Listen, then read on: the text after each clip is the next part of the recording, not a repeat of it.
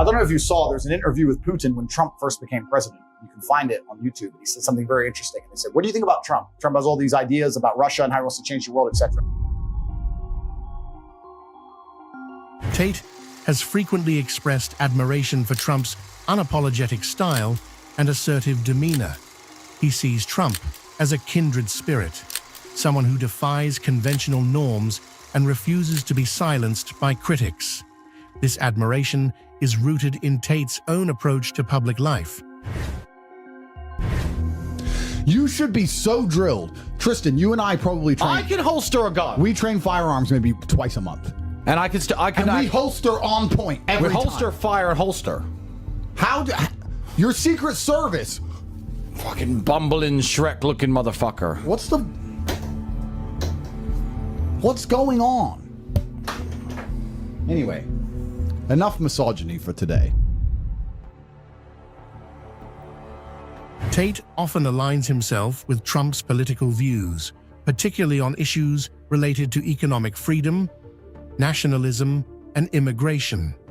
He appreciates Trump's focus on deregulation and tax cuts, believing that these policies create an environment conducive to entrepreneurship and personal wealth accumulation.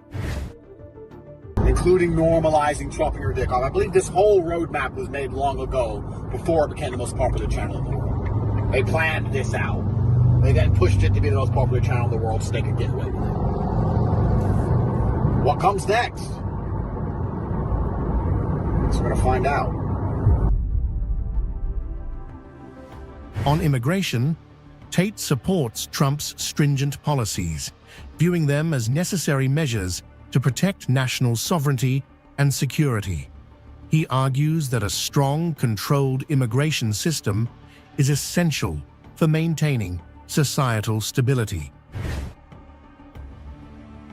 Putin said, I think he said 4. I've sat through 4 U.S. presidents so far. They all come with very interesting ideas, and then the men with the black suits and the briefcases come and explain to them how things are done, and then they leave, and I'm still here, and nothing really changes. Putin said it. Putin understands. And I think for this reason, winning a vote is nice to say ha-ha to the other side. Winning a vote is nice to say, look, there's still some common sense in the world. It's certainly a morale boost. So they're doing this DEI shit, even to the president, which shows that America has been morally corrupted to the point where we want to pretend that women are just as good as men at the things men are supposed to do, with no obligation to give children at all. I'd argue that these Secret Service agents have not had as many kids as they're supposed to. Trump's a G. They're not doing what they're good at, so they can attempt to do what they're bad at as good as the people who are good at it to prove some bullshit point to people who don't care. Bro, here's the most important point. It's cosplaying. Women are trying to prove to men they can do what men can do to men who don't care. We don't want to see you do what we can do. We don't want to see it. In fact, I can't think of anything less attractive than seeing you do what I can do. My life's been hard. I've been through a lot of pain, a lot of suffering, right? I went to jail with my brother, and we sat in basically solitary confinement in a bathroom covered in cockroaches for 4 months, and we didn't leave. I left with PTSD. I had some problems. I had some mental issues, etc. I don't want a girl who can get through that. No. I like girls who cry when they see a butterfly. And my girl will be like, wow, butterfly. And if the butterfly dies, she'll cry. Yeah. But I love butterflies. That's what I find attractive. If I met a bitch who just walked out of jail, the Matrix, I'm like, unfazed. I'm like, this imagine shooting a bitch with your last bullet and she stands there, unfazed. I'll be like, bitch is crazy. Bitch, stay away from me. Or maybe give me a son just to conquer Earth. But besides that, yeah, I don't want you. Yeah, I don't want that. We don't want women to do these things. Who are they trying to prove it to? Who is this female Secret Service agent trying to prove it to? She proved to the world she can't do it. Great. Let's imagine she proved to the world she could do it. Who would be happy about that? I don't give a fuck. Because a man. You did your job. That's nice. Oh, you did your job. Great. A man still would have done it better. Next. I don't get this. I don't understand the whole fascination with women trying to prove they can do things that we know they can't do anyway. All right, are we still going to talk about this female Secret Service agent? Because this was not the point of today's emergency meeting. Well, I don't want anyone to accuse me of being a misogynist. Again, because I'm not. I'm just a realist. And when you're a realist, you identify certain patterns. like dumb shit. Like women can't do shit. I mean, imagine being in the Secret Service and you can't even holster your gun. And so I think the entire Trump project, paradoxically, is attacked as an enemy of democracy, is to return democracy to the United States. I think a lot of people are wondering, what is this? This doesn't look like politics. Something bigger is going on here. Tucker felt a profound shift after the Trump incident. I watched the video of what happened in Butler, Pennsylvania about 50 times. I think I was one of about 8 billion people around the world who watched it. And the more I watched it, the more it struck me that everything was different after that moment. Everything. The shooting marked a transformation in Trump's role. This convention is different.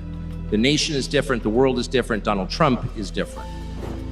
When he stood up after being shot in the face, bloodied, and put his hand up, I thought at that moment, that was a transformation. This was no longer a man. No longer just a nominee, Trump became a true leader of the nation, Tucker claims. Well, I think it was divine intervention. But the effect that it had on Donald Trump, he was no longer just a political party's nominee or a former president or a future president. This was the leader of a nation. President is a title that is bestowed by a process of some sort that can be subverted. And I think there's a difference. I've spent most of my life in Washington, where the president is at the top of the pyramid. Everyone wants to be the president. But if you think about it, the presidency comes with great power, obviously. But if you think about it, that is a title that is bestowed by a process of some sort that can be subverted. Simply calling oneself president holds little inherent meaning. And in the end, it does not confer by itself, as no title does, legitimacy.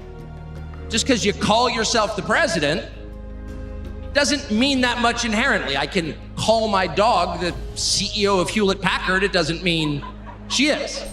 With enough cheating, even a mannequin could be president, Tucker says. No, it's true. And you hate to say it, but it is also true, is a fact, that you could take, a mannequin, a person, and make him president. You could. I'm just saying theoretically possible. With enough cheating, that could happen. But being a leader is very different. It's not a title. It's organic. You can't name someone a leader. A leader is the bravest man. That's who the leader is. That is true in all human organizations. This is a law of nature.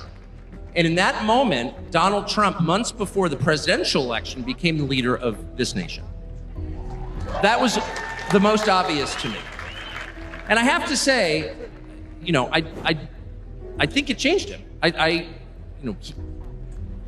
reached out to Trump within hours of it that night. And what he said to me that night, having just been shot in the face, he said not a single word about himself. He said only how amazed he was and how proud he was of the crowd, which didn't run. And I thought two things. The first thing I thought was, well, of course they didn't run.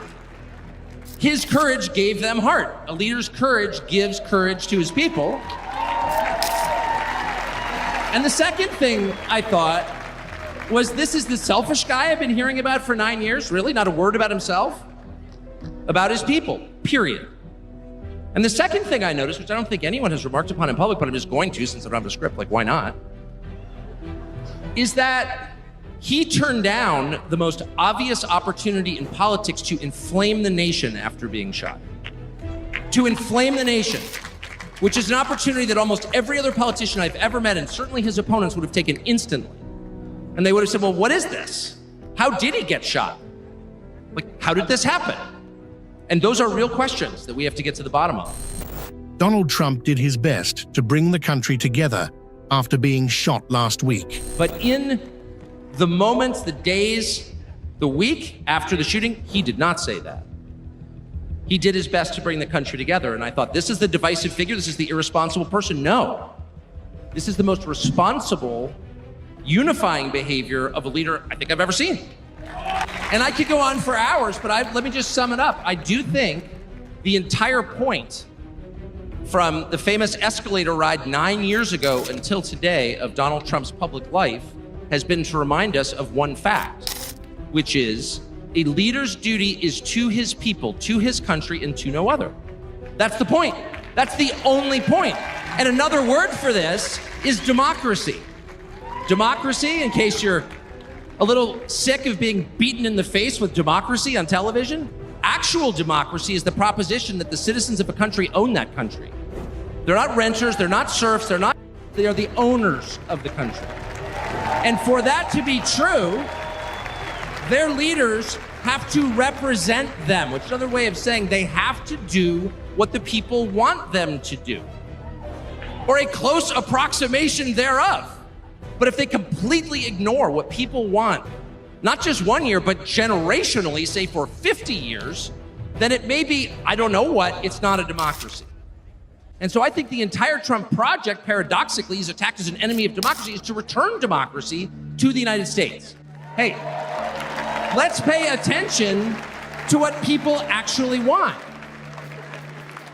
And the lack of interest in that question in Washington is something that ultimately drove me out of the city after 35 years.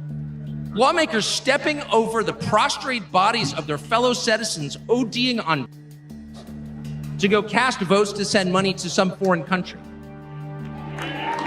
Yeah, actually, we've lost more Americans from in the past 4 years than we lost in World War II.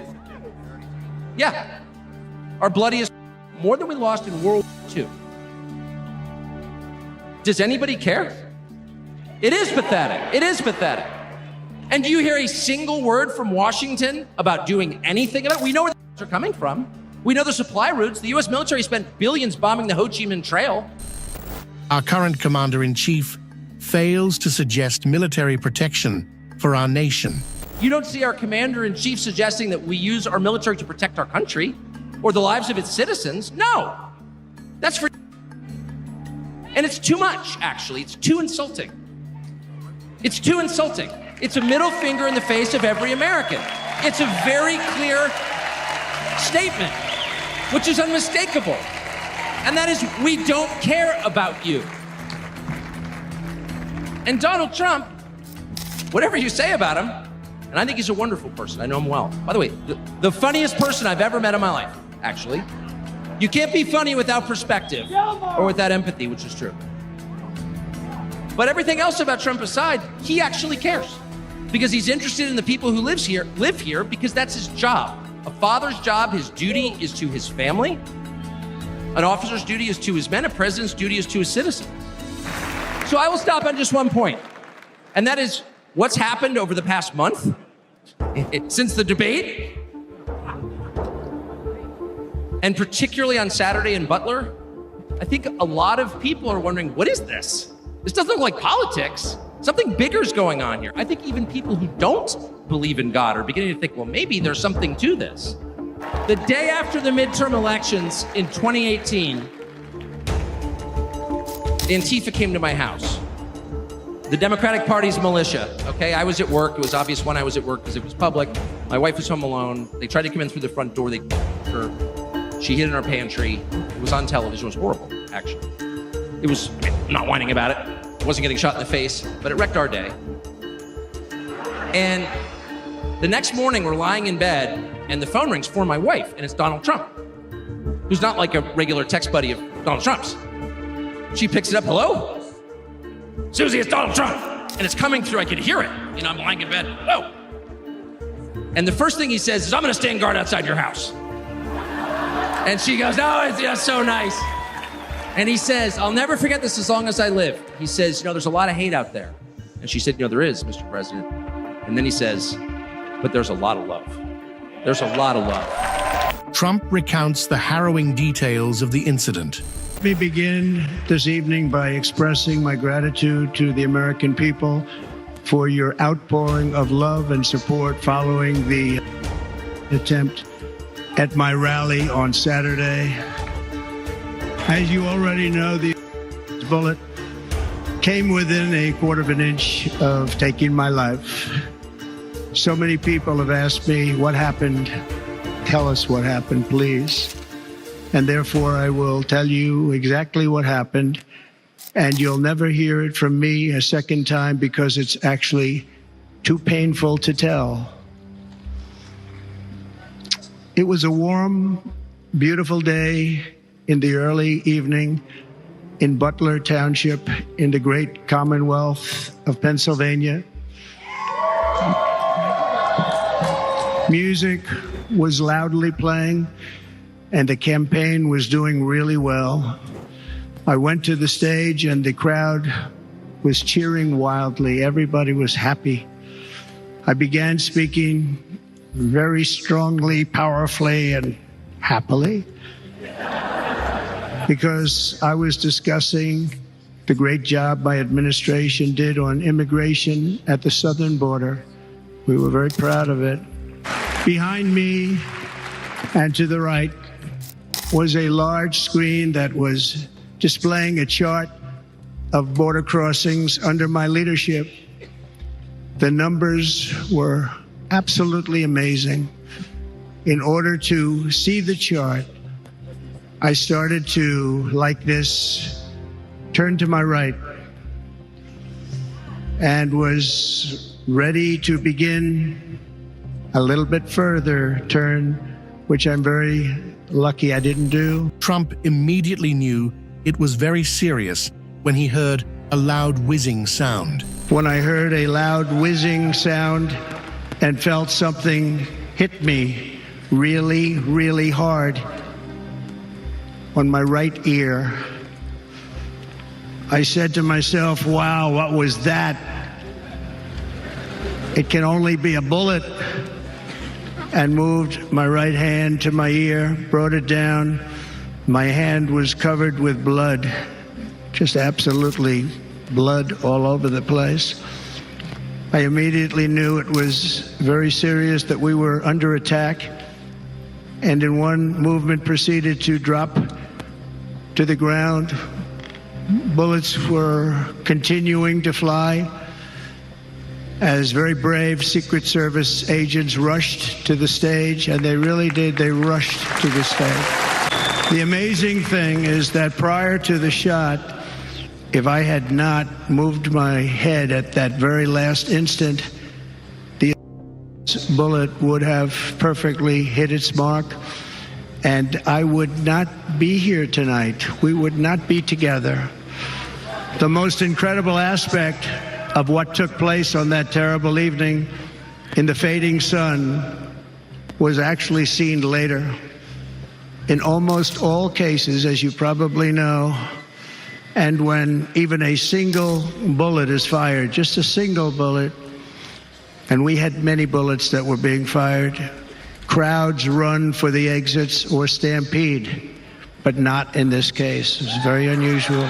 Bullets were flying over us, yet I felt serene. But now the Secret Service agents were putting themselves in peril. They were in very dangerous territory. Bullets were flying right over them, missing them by a very small amount of inches. And then it all stopped. Our Secret Service sniper, from a much greater distance and with only one bullet used, took the life, took him out.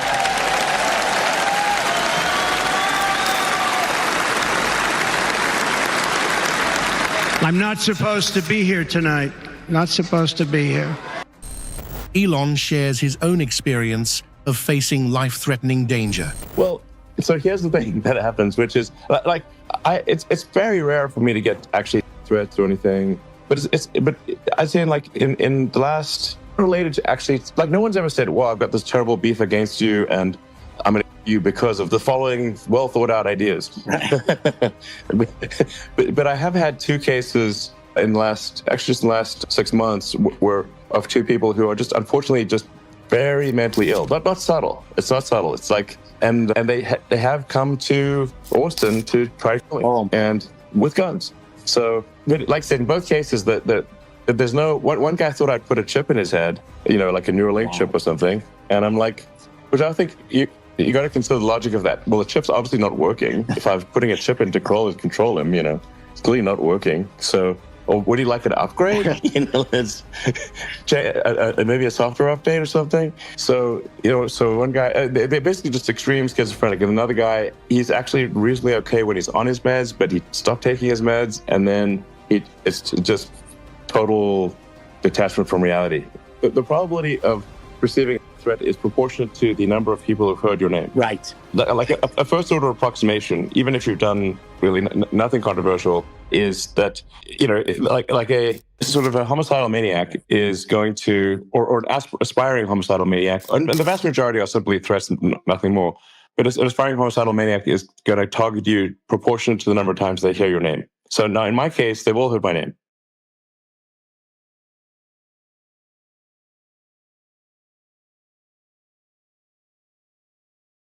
The fact that she has not been to the site and was going to appear before members of Congress, it just smells. I mean, every single person that I have personal contact with in the Secret Service and those whistleblowers said the same thing, and they're very glad to see her go. Are you content with the fact that Kimberly Cheatle has resigned? We were watching you.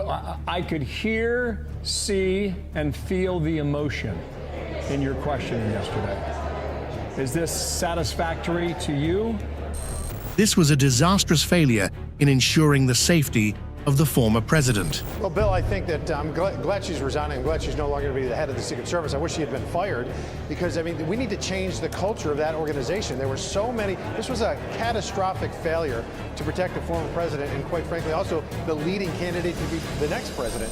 She gave the most disastrous performance in front of the National Committee in 3 decades. And she had the most abysmal performance that I'd ever seen, and not just my 4 years in Congress, but the most abysmal performance I've ever seen in front of a congressional committee in the 30 years since I've been a nerd watching C-SPAN in my 20s.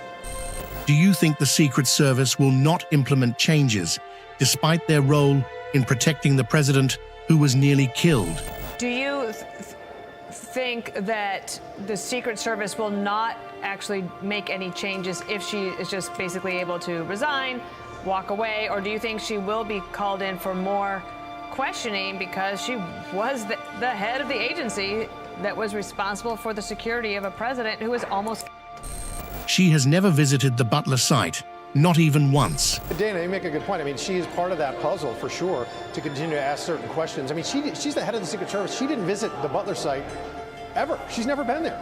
That's remarkable to me. And she also said, I asked her, did she talk to that team that protected the president that day? It took her 3 days to do that. These are inexcusable failures on the part of the Secret Service. I mean, these are inexcusable failures. Also, the federal agents on site that day were not sharing the same communication lines as state and local police. We've got to, again, change the culture of that organization to make sure that all of our protectees are actually, get this, protected. No, I don't get it.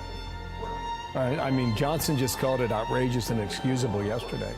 I don't understand. Why do you show up and go through that for 5 hours and the next day you step aside? And you're right, sir. The fact that she has not been to the site and was going to appear before members of Congress, it just smells. And I think the country deserves more and better. Bill, you're right, and it's wholly inadequate. I recreated the shooting in Savoy, Texas on Saturday with a AR with a red dot scope and a magnifying scope, because they still haven't told us what scope he was using, from 130 yards at 6:30 at night, and I had that AR in 6 years, and 15 out of the 16 were. So it is an absolute miracle President Trump is alive today.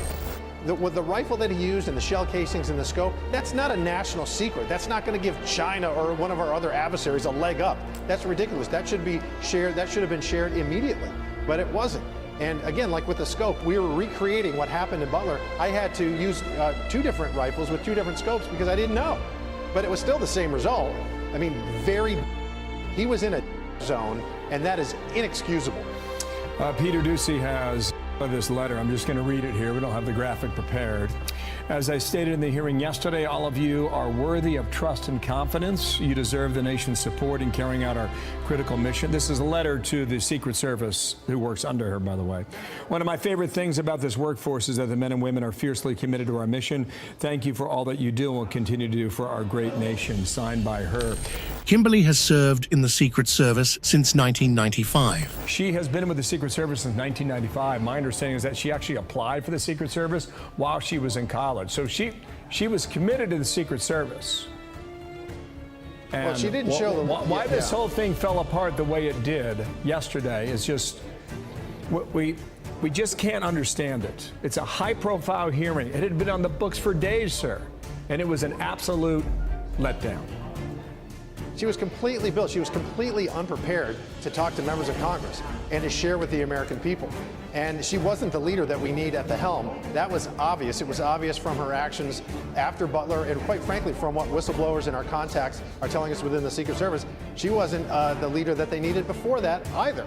I mean, every single person that I have personal contact with in the Secret Service and those whistleblowers said the same thing. And they're very glad to see. They blamed him for the rhetoric, even though he was the victim of a near assassination. It's crazy. What caused this man to go to this Trump event and open fire at the former president? And he said in that moment, he understood that everything had changed for the country and for himself. In a gripping recount of a near tragic event, we explore the attempted assassination of former President Donald Trump. Discover the chilling details of how a shooter came dangerously close, the astounding security breaches, and the frantic moments that followed. Through personal stories and expert insights, we delve into the implications of this shocking incident and its potential impact on the nation's political landscape. I was actually playing mini golf with my kids when people started to text me and I realized the president had been shot. Of course, I didn't know what his condition was. My first reaction was just to pray for him. I was terrified. If President Trump had been killed, of course, terrible, but the reverberations in the country, it would have been a world historic tragedy. Thank God he was okay. I don't know enough about the security protocols, but I was a United States Marine, and 150 yards is not nearly enough of a security perimeter. It's a for layup. Anybody that has any skill at all. With any skill at shooting, it's amazing, Sean, frankly, that he wasn't hurt much worse. So I think there needs to be a full-scale investigation. We need to understand what happened, because clearly mistakes were made. I mean, look, the Secret Service ran up there, they put their bodies over him, they reacted quickly. That's not what worries me. What worries me is, why was there a shooter 150 yards from the President of the United States? It doesn't make an ounce of sense, but we need to understand why. Because look, Sean, you know this, a lot of Americans are extremely worried about President Trump, rightfully so, and they're very skeptical of the official narrative on anything. The way to solve that is to get to the bottom of this, understand what happened, and fix it so it doesn't happen again. Former President Donald Trump survived a shocking assassination attempt, sparking outrage and questions about security lapses. The shooter, unnoticed on a nearby roof, took a near-fatal shot. This incident demands a thorough investigation to understand and rectify the security failures.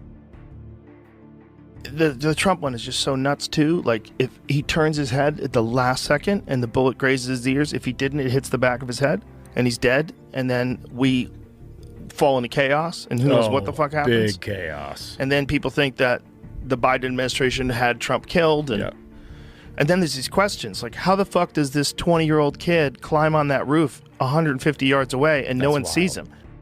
He's got a gun. There's a guy in the prone position on a roof 150 yards away from the former president. The whole thing's nuts. The whole thing stinks of either incompetence or a design, or we're in the Matrix. This is a fucking fake movie.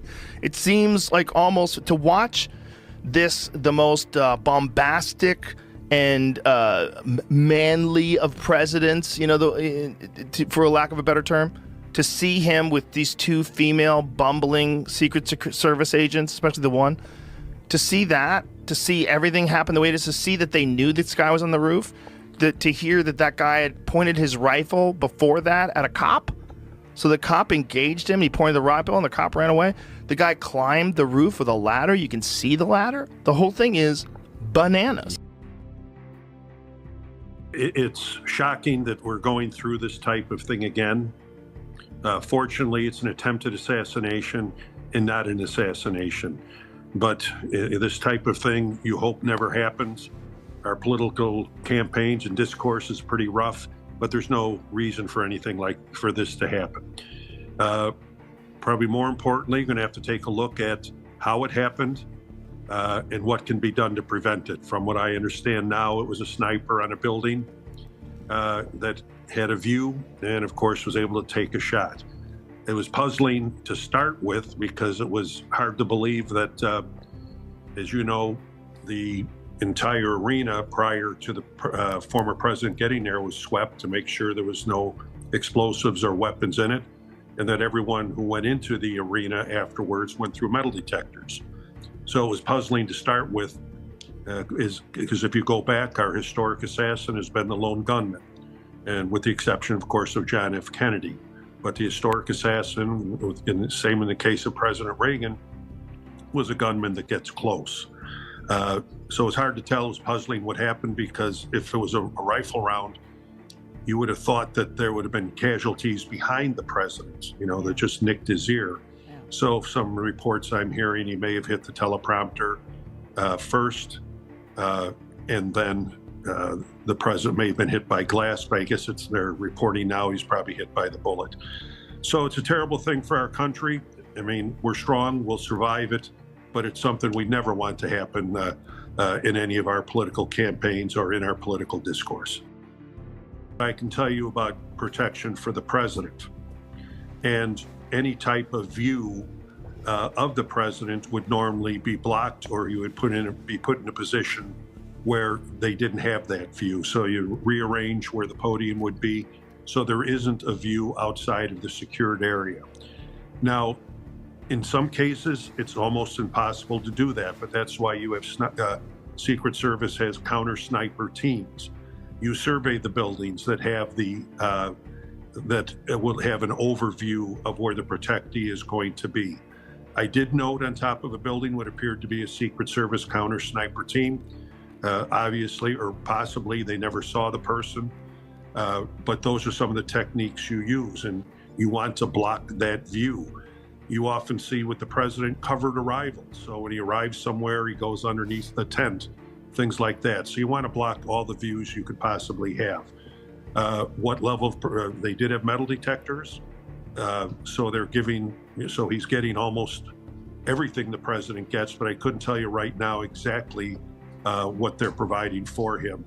But for the president, any view of the president from buildings that you secure the building, and you would put the president in a position where the view is not allowed, or if it has it, it's blocked with different types of shielding. You can put up campaign events, you can put up banners and things like that. So those are some of the things that are done for the president, and I'm not sure just exactly what a level of protection they're giving former President Trump, but it appears it's darn close to what the president. Congressman and former U.S. Army sniper, Corey Mills. What kind of shot was this, Corey, from 130 yards? Look, at the end of the day, this is a shot that your basic training boot camp soldier is requested to make within their 9-week period. This is one of the easiest shots, and they train all the way out till 300 or 500. And when I was doing the counter sniper, it wasn't with the United States Army. It was actually when I was with the State Department and was doing this exact thing, which is trying to look at going out with an advanced team, establishing what the perimeter is, and then as a sniper, when you would set up, you'd put together your range sketch or your range fan cards, and that would tell you where your 100, your 200, your 300, and you'd identify the areas of threat that you would be able to mitigate. And if there's multiple targets, you understand that your elevation and windage knob wouldn't have to be messed with, especially at 160 yards. You could literally just look, quickly glance, and know from the reference point whether it be a building, whether it be a lone tree, whether it be a parking lot, maybe it's a road. Bottom line is that this is massive negligence to the point of me speculating on what was intentional and what wasn't. You know, I can only speculate, and we'll have to wait until the investigation comes out, that they thought local law enforcement was potentially climbing up onto the roof when they saw a dark object on a light roof. But here's the issue. Wait. You're saying maybe they misconstrued Crooks for a friendly for local law enforcement? It's very possible. I don't want to speculate until the investigation is over, but the bottom line is that if you saw someone climbing onto a roof that you hadn't authorized any clearance on, it's got a clear line of sight. It's exactly adjacent to the shooting where the president was sitting, and you're talking about a pop shot, and you got people yelling, and there should have been comms. The minute that local law enforcement, who apparently had a rifle pointed on, there should have been an emergency frequent comms channel that they could have said, we have a shooter on the roof, shooter on the roof. Secret Service should have rushed the stage and immediately took the president and took him off, and then responded to the counter sniper. The shot should not have gone off. That is the failure in itself. You're supposed to be able to try and, the best security is when you go in and you're actually able to prevent an incident, not react to an incident.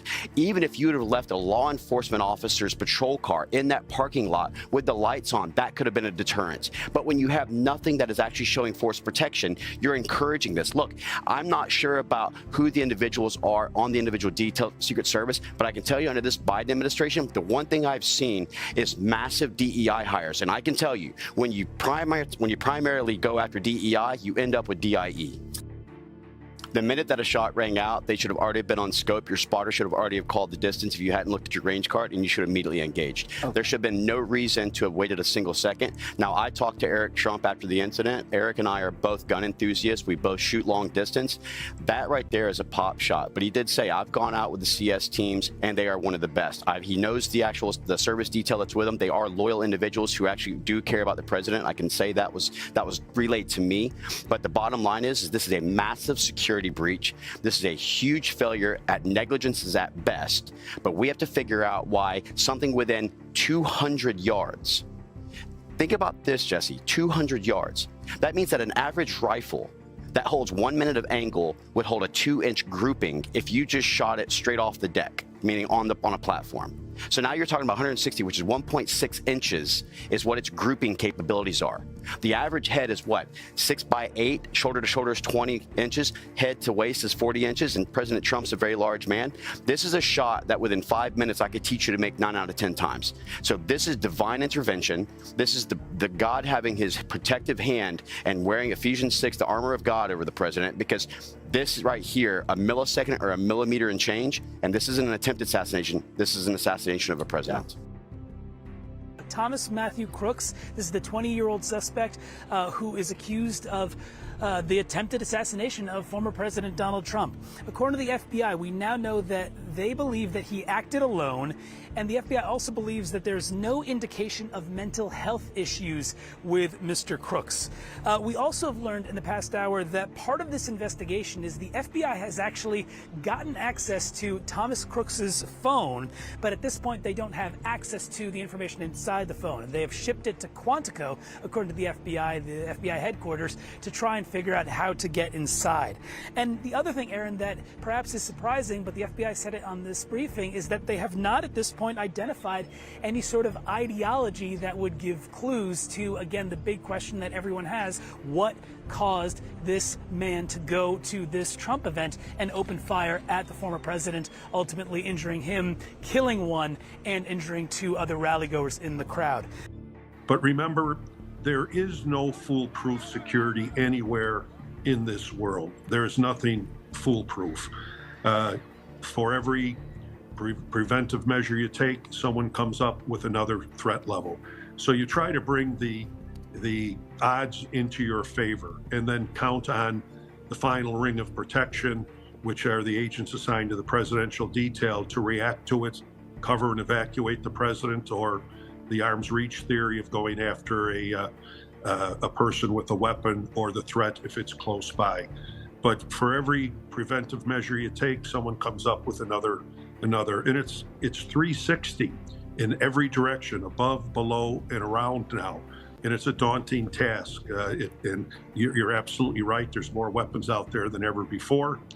And it'd be important if they can find out why the person did it, what the motive was. I know the shooter appears to be dead, and what their motive was for doing it. And that helps from the intelligence side in the future. Sad that people are injured. First and foremost, people were, I understand, killed. and sad about that. And our prayers go out to those folks.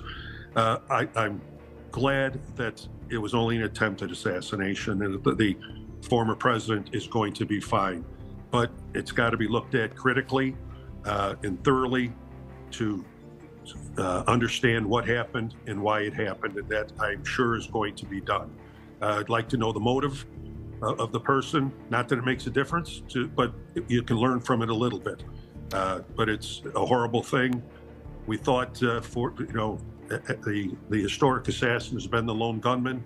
You don't discount the people with sniper rifles. We'll never forget the Kennedy assassination.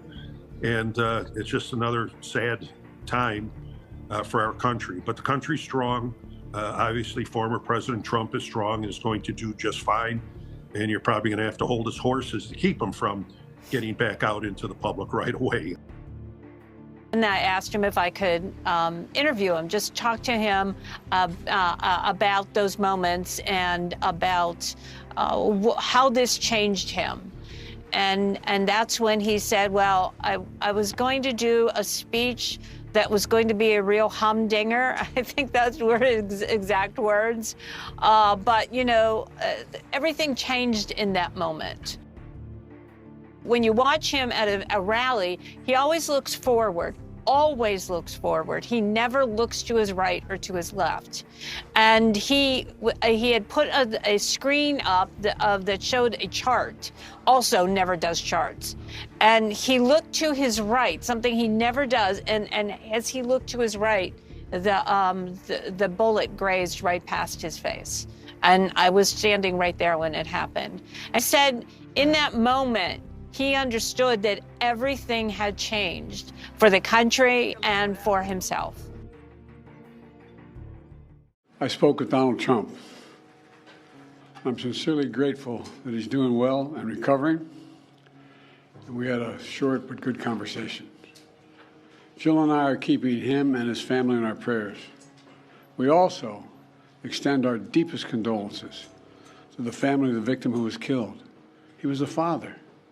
He was protecting his family from the bullets that were being fired, and he lost his life. God love him. We're also praying for the full recovery of those who were injured, and we're grateful to the Secret Service agents and other law enforcement agencies and individuals who risked their lives literally for our nation. As I said last night, there is no place in America for this kind of violence or any violence for that matter. An assassination attempt is contrary to everything we stand for as a nation, everything. It's not who we are as a nation. It's not America. And we cannot allow this to happen. Unity is the most elusive goal of all, but nothing is important than that right now, unity. We'll debate and we'll disagree. That's not going to change, but we're going to not lose sight, in fact, who we are as Americans. Look, Vice President Harris and I were just briefed in the Situation Room by my Homeland Security team, including the Director of the FBI, the Secretary of Homeland Security, the Attorney General, the Director of the Secret Service, my Homeland Security Advisor, the National Security Advisor, and we're going to continue to be briefed. The FBI is leading this investigation, which is still in its early stages. We don't yet have any information about the motive of the shooter. We know who he is. I urge everyone, please, don't make assumptions about his motives or his affiliations. Let the FBI do their job and their partner agencies do their job. I'm instructed that this investigation be thorough and swift, and the investigators will have every resource they need to get this done. Look, as this investigation continues, here's what we're going to do. First, Mr. Trump, as a former president and nominee of the Republican Party, already receives a heightened level of security. And I've been consistent in my direction to the Secret Service to provide him with every resource, capability, and protective measure necessary to ensure his continued safety. Second, I've directed the head of the Secret Service to review all security measures for the Republican National Convention, which is scheduled to start tomorrow. And third, I've directed an independent review of the national security at yesterday's rally to assess exactly what happened. And we'll share the results of that independent review with the American people as well. And finally, I'll be speaking more about this tonight at greater length from the Oval Office. We must unite as one nation. No matter what side you're on politically, none of us want violence. I don't want any violence or hate anywhere around me. I have a wife and little kids. I want them to be safe and secure forever. The shooter has now been named by the FBI as Thomas Matthew Crooks. He was a 20-year-old man. He was from Bethel Park in Pennsylvania, from Butler, the site, 43 miles from Butler, the site of the attempted assassination. The gunman was shot dead by Secret Service agents. The FBI did not name him until they got the results of his DNA back. Now, the latest lines coming out of the United States say they don't currently believe there are any additional existing threats, but this is still an active investigation. It's too early to conclusively say it was a lone wolf attack. CNN, a news organization in the United States, are reporting that the shooter was a registered Republican who made a £15 donation to a Democratic-aligned group. Now, President Biden has said he condemns equivocally the shooting at the Trump rally in Pennsylvania, citing there is no place for this kind of violence, going on to say it is sick, it's sick. He's also been quoted as saying he is grateful that Donald Trump is safe and doing well following the campaign rally shooting. Keir Starmer, the Prime Minister, has said, "I'm appalled by the shocking scenes at President Trump's rally, and we send him and his family our best wishes. Political violence in any form has no place in our societies, and my thoughts are with all the victims of this attack." Two big voices in the United States have also spoken now. Bill Clinton says violence has no place in America, especially in our political process. Hillary and I are thankful that President Trump is safe and heartbroken for all those affected by the attack at today's rally in Pennsylvania, and grateful for the swift action of the US Secret Service. Barack Obama has said there is absolutely no place for political violence in our democracy. Although we don't yet know exactly what has happened, we should all be relieved that former President Trump wasn't seriously hurt, and use this moment to recommit ourselves to civility and respect in our politics. Michelle and I are wishing him a quick recovery. Joining us now is Roger Gewolb, who is a geopolitical expert. Good morning, Roger. Good morning, David. Really, I mean, however you look at this, and whatever your political affiliations are, these are really shocking scenes coming out of the United States. Another attempted assassination of someone running for office in the United States. Lots of questions being asked about security there. Why was this gunman allowed to get so close, in such close proximity, onto a rooftop near Trump during a rally with families and children there? But also the broader question about gun control in the United States, the mental state of a 20-year-old assassin who tried to kill President Trump. Lots of questions to be asked, but also at the same time, Trump very much using this with that defiant punch gesture into the air to say he remains alive and well. He is continuing to run for office. We've heard statements about the convention which is taking place in the next few days as well, and tensions running very high indeed in the United States. Yes, and I'm afraid that we've just, for example, been given a rather distorted picture by your last guest, Mr. Walker. It amazes me how some British journalists can actually spend time in the States and understand so little about America, Americans, and American politics. I mean, he failed to mention he said that it was Trump's words that caused January 6th, as if there's no doubt about that. And he told us that this was a crackpot and not a conspiracy. I don't know how he thinks he knows that, but it was so opinionated, it rather put me off. And of course, he forgot to mention completely the interview that Gary O'Donoghue, the BBC's own Washington correspondent, had with the young man who said, I gestured, I told the police, I told the Secret Service this man was climbing and they ignored me. Now, how a journalist can leave a fact like that out of a report is exactly what's wrong with so much. Well, also, to be fair to him, Roger, we're having a lot of reports of various people saying that they saw someone on a roof, that they informed the security services at the time. Those are unsubstantiated reports. Those are from those people themselves. All he had to say was that Gary Donahue of the BBC saw that and witnessed it and said it on his program.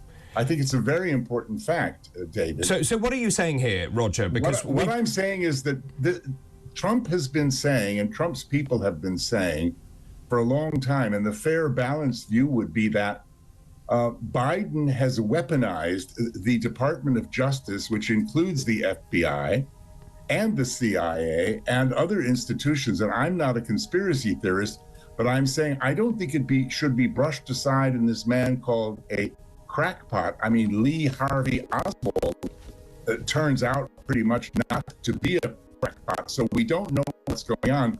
But, you know, I don't know how somebody sitting over here can take that firm opinion. Well, let's stick to the facts, though. What we do know, he was 20 years old, Thomas Matthew Crooks. He was from Bethel Park in Pennsylvania.